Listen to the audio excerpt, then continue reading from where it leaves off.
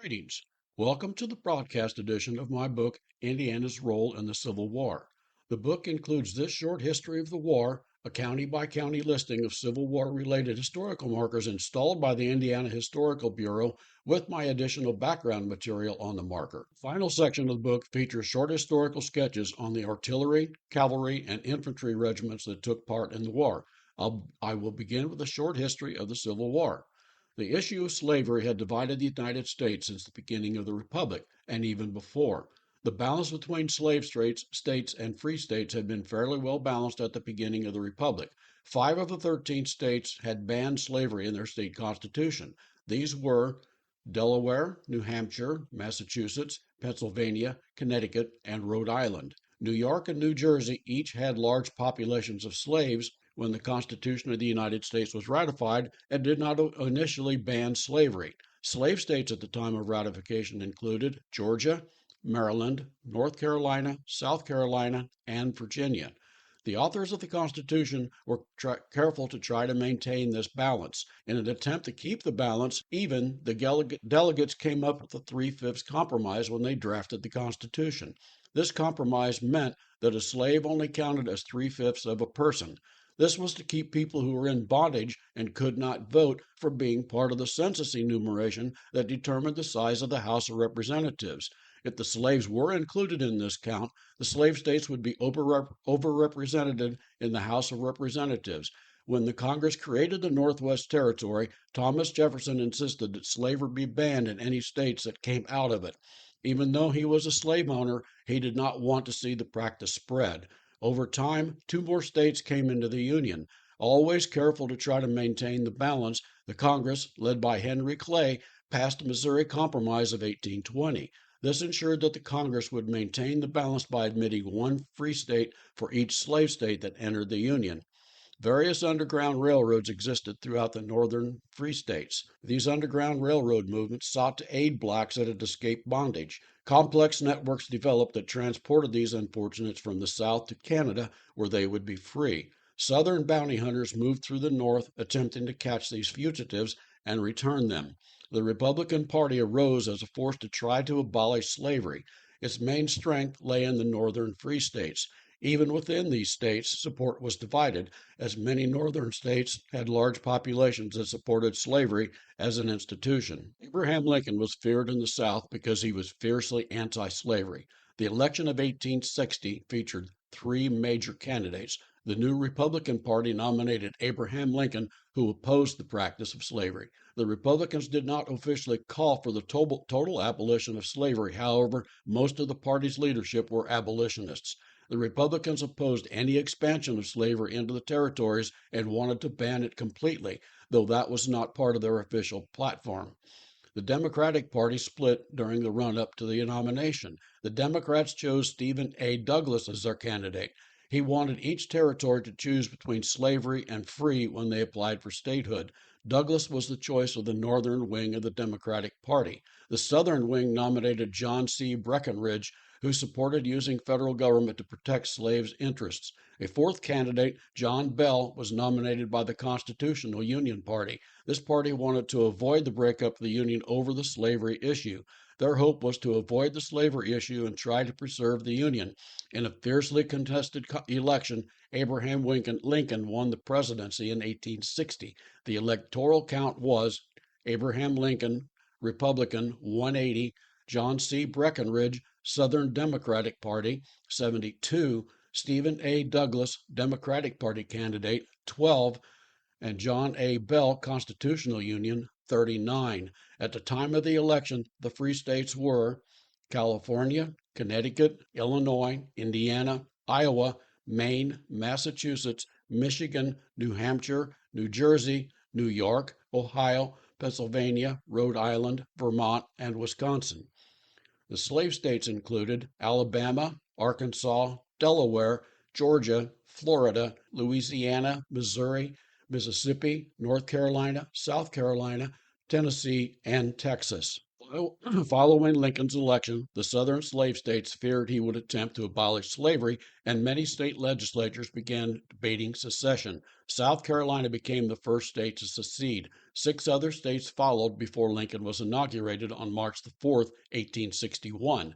Mississippi, Florida, Alabama, Georgia, Louisiana, and Texas soon followed suit. These states formed the Confederate States of America on February the 4th, 1861. 4 states, Maryland, Delaware, Missouri, and Kentucky, were slave states that did not secede. These states remained in the Union but did not officially join the fight that would soon follow, trying instead to maintain their neutrality.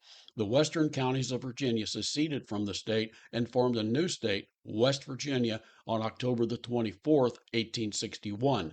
Congress admitted West Virginia as a state on June the 20th, 1863. The southern state legislatures began occupying federal properties, including the military post, soon after. President James Buchanan did not oppose these occupations. By the time Lincoln was inaugurated, only 4 forts remained in Union hands: Fort Pickens, Fort Jefferson, Fort Taylor, and Fort Sumter. Lincoln vowed to protect these forts. On April the 12th, 1861, Confederate forces fired on Fort Sumter, capturing it the next day. The Civil War had begun. The war drug on for 4 long years, with most of the battles taking place in the border states or the Confederate States. Abraham Lincoln's stand was that the United States Constitution constituted a perfect union that could not be dissolved. He held that any vote to secede was illegal and that the secession bills were void. The Union moved to mobilize for war. Lincoln, at first believing that the conflict would be short lived, called for 75,000 90-day volunteers to quell the rebellion on April the 15th, 1861. On May the 3rd, he called for 100,000 3-year volunteers. By war's end, at least 2.5 million men served in the Union military. Casualties included 360,000 Union soldiers that died from all causes, 200,000 were wounded, and 200,000 deserted. The Confederates sent between 600,000 and 1.5 million men into war. They suffered approximately 94,000 killed or mortally wounded in battle, 164,000 deaths from disease, and between 26,000 and 31,000 deaths in Union prison camps. The numbers of Confederates that served, died, and wounded are hard to determine, and these numbers are really only estimates. Indiana played a major role in the Civil War. Approximately 196,363 Hoosier men served in the Army and Navy. 25,028 men died in battle, 17,785 from disease, 45,568 suffered wounds during the war. Governor Oliver P. Morton, an ardent Lincoln supporter, was the first to respond to Lincoln's call for volunteers, promising 10,000 volunteers for the effort. Indiana provided the Union with the second most troops by percentage of the population during the war. Over 35% of Hoosier soldiers were casualties by the time the war ended, when General Robert E. Lee surrendered to General Ulysses S. Grant on April the 9th, 1865, at Appomattox Courthouse in Virginia. The celebrations that broke out on April the 9th, 1865, after Indiana residents learned of Lee's surrender, caused the city newspaper, the Indianapolis Journal, to call them demented. However, the celebrants had good reason to revel in the war's end. During the war, Indiana, the 5th largest Union state, had seen about 15% of the state's total population serve in the war. Hoosiers had good reasons to celebrate. Find out more about Indiana's role in the Civil War by purchasing the book. You can find it on my website, www.mossyfeetbooks.com, on the Indiana Short History Series section. There are links to Amazon, Barnes & Noble, Google Play, and other online booksellers. You may choose to purchase the book in ebook or softbound versions. An audiobook version is also available on Google Play. At the conclusion of this series, I will compile the episodes into an audiobook. The audiobook will be available on Audible, Amazon, Apple, Barnes & Noble, as well as many other audiobook sellers. You can listen to this podcast on many platforms, including Apple, TuneIn, Spotify, Amazon Music, and many others. Video versions are available on YouTube and Rumble. You can also order these books direct from me, the author, on the webpage. If you wish me to sign the book, just send me an email to mossyfeetbooks@gmail.com, requesting a signed book and instructions on how you want me to address it. Note, if you send me an email, I will add you to my contact list. Readers on the list will receive an email from me announcing when I publish a new book. If you do not want me to add you to the list, tell me and I will not put you on it. Listeners to this podcast that want email notification of my new releases can just send an email requesting addition to the list. You can choose to have your name removed at any time. If you browse the website, you will find dozens of sample chapters, one for each of my book. I hope you enjoyed this podcast, and